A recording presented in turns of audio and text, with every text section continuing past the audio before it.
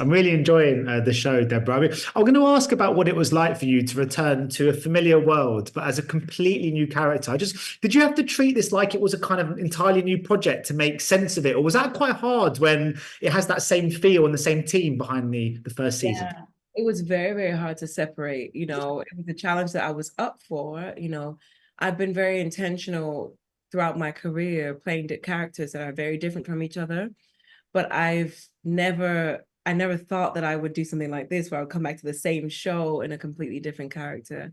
So it was very, very challenging. But I had to kind of leave Lucky behind in where she was to kind of allow Dawn the space to fully exist.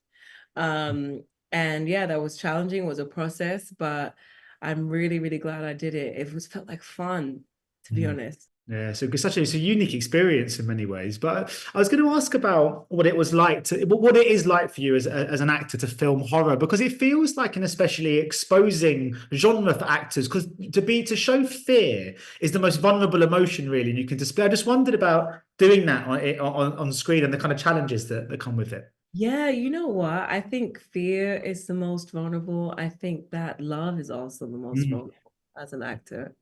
Yeah. And I think that, for me, when I choose roles, when I choose stories, it's all about the truth of a story. Does it feel real to me? Does it feel like truth to me? No matter what genre it is, because all of these stories are grounded in some sort of truth, you know?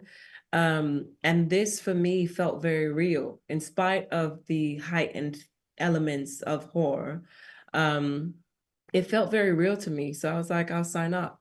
For me, I can't get into, even if it's a story that's like a drama that literally took place yesterday, if it doesn't feel real to me, I won't do it.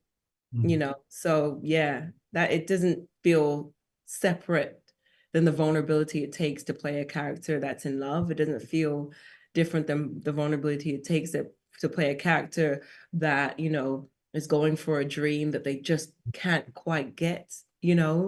So those are all very, very exposing Mm. emotions to go through. So yeah. What you need when you show those kind of emotions are good screen partners. I mean, you couldn't have wished to have anyone better than Pam Grier on this. I mean, what a legend of kind of cinema and TV. Can you just talk about the collaboration process with her on this project and what it was like to be playing with someone of that kind of sort of that an icon, I suppose, in the industry? She is an actual icon, and she from day one was so warm and embraced me and was so kind and loving and funny and authentic. And it made me just feel so safe with her, because I feel like with any actor, whether they're an icon or someone who just started yesterday, you have to feel safe. You have to feel like, especially when you're playing, in such an intimate relationship with someone like mother and daughter, or like, father and son, or whatever, you have to feel safe with the person. And so for me, when it came to Pam, it was like, it was easy because she's so open. So yeah, I love her. Yeah, well, the results are great. So thank you so much for speaking to me today, Deborah. Best of luck with the release of the show. Thank you so much.